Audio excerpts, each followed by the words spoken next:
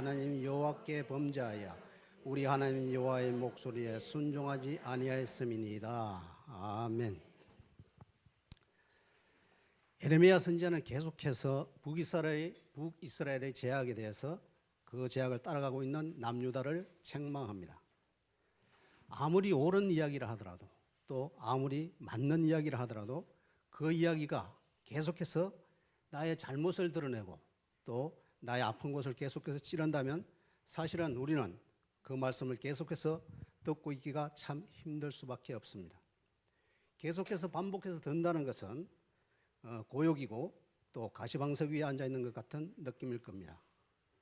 예수님 당시에 바리새인들과 율법학자들 또 서기관들은 예수님께서 그 진리의 말씀, 참 말씀을 전하시기 시작한 후로 한 3년, 그 3년 정도가 못 되어서 예수님을 죽일 방도를 찾기를 시작했었습니다. 왜 그랬겠습니까? 예수님께서 하시는 말씀이 다 맞는 말씀인데 그 진리의 말씀을 자기들이 받아들이기에는 맞지 않았다는, 불리한 이야기였다는 겁니다. 예레미야는 거의 40년을 이 자기들이 듣기를 싫어하는 그 말씀을 계속해서 전했던 선지자입니다. 그 40년 동안 전했던 메시지가 하나님께서 이 백성을 바벨론의 손에 붙이기로 작정했다. 이 결정을 절대로 돌이키지 않는다.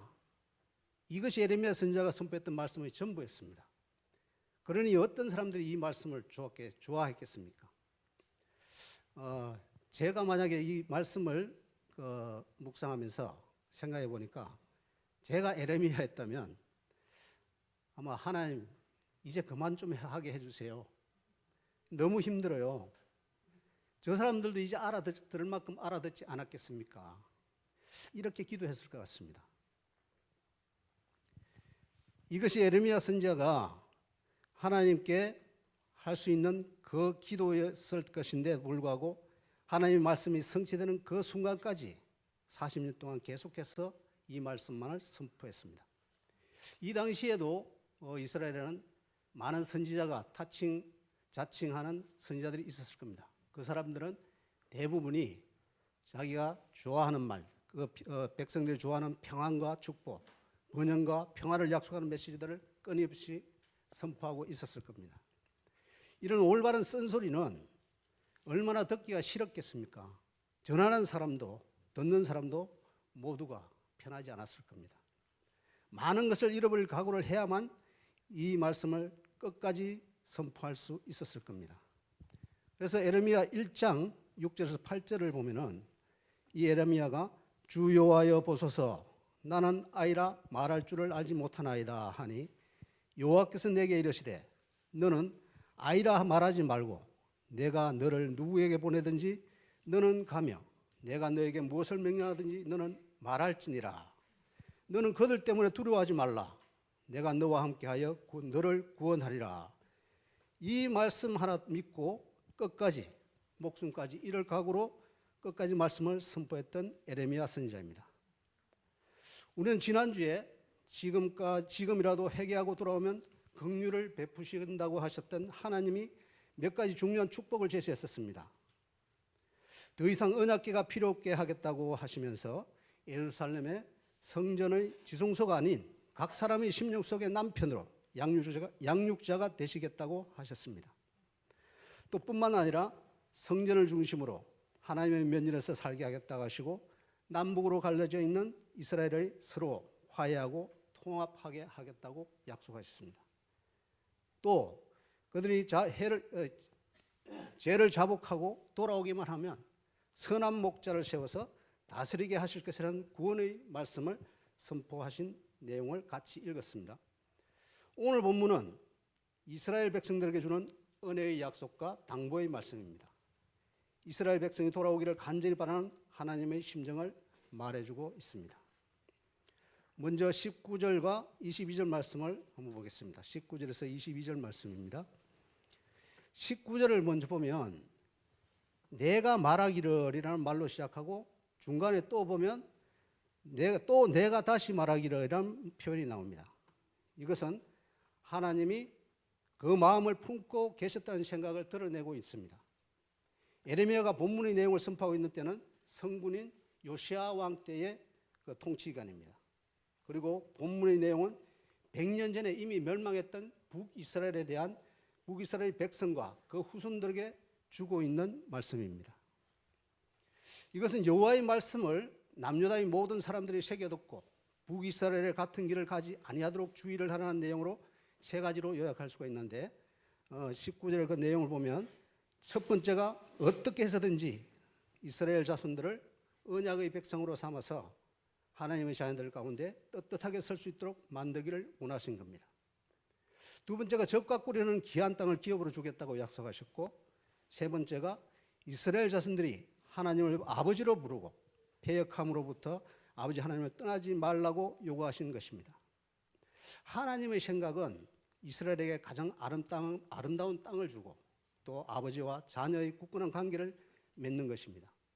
다시 말해서 적과 꿀이 흐르는 가나안 땅에서 하나님과 부자 관계로 친밀한 사랑 가운데 거하게 하시겠다는 것입니다.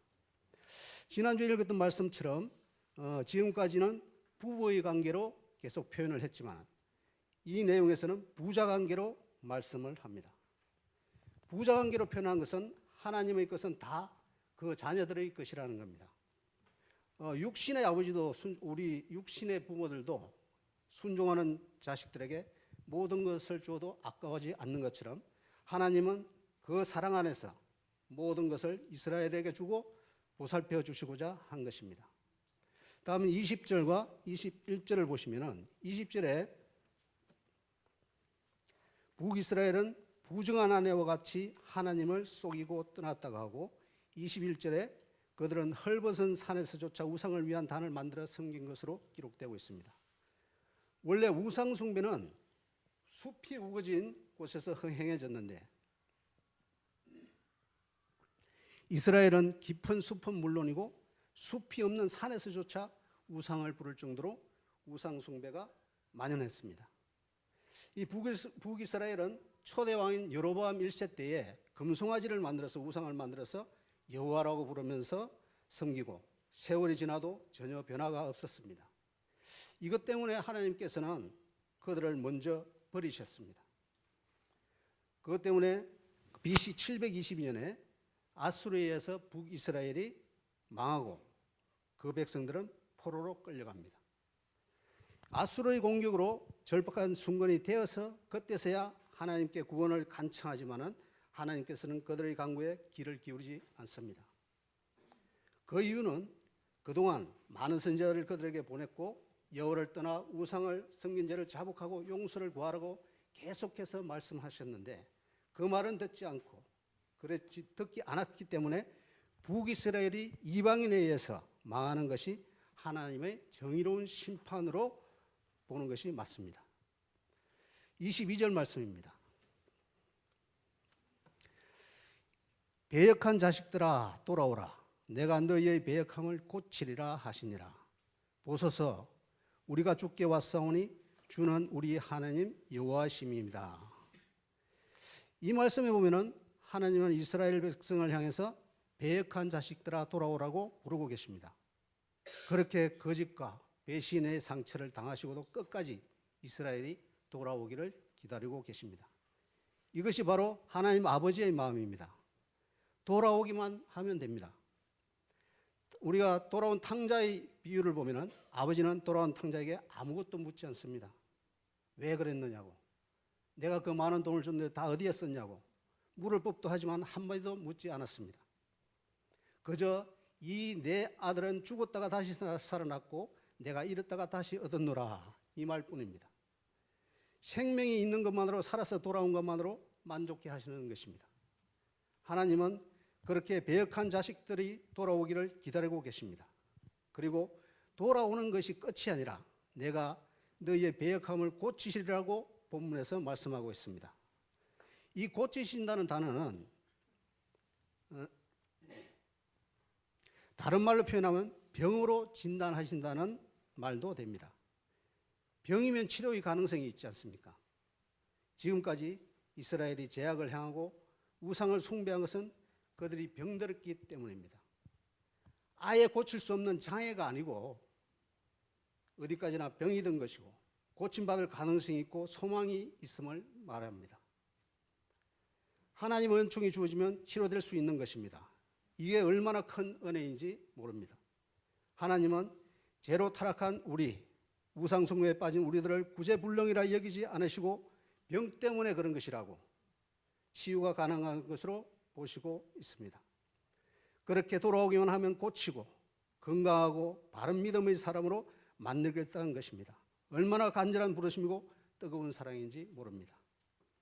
남유다 그 백성들도 하나님을 버리고 우상을 섬기며 세상 사람들과 똑같이 살아가기 때문에 망하는 길로 갔고 훗날 그들을 고쳐 사용하시고자 부르시는 음성을 듣게 되는 것입니다.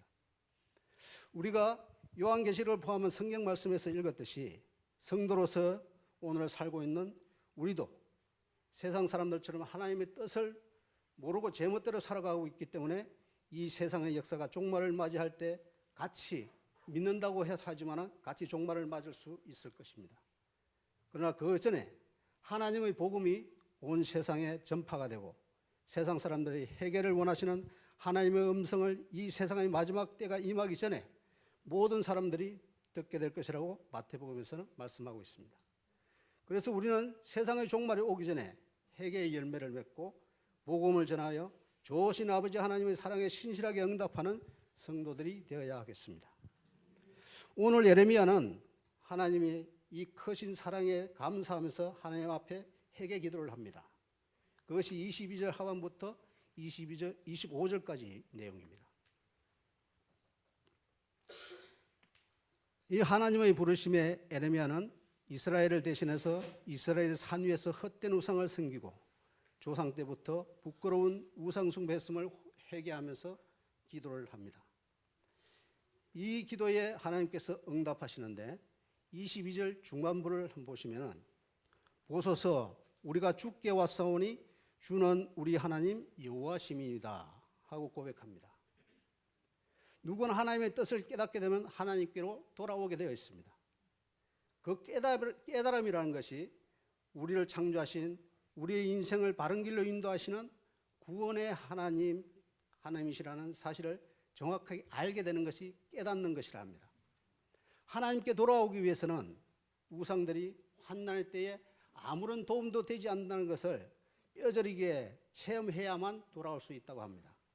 그 점에 대해서 예레미야 선지자가 구체적으로 말하고 있는데 23절을 한번 봐주세요.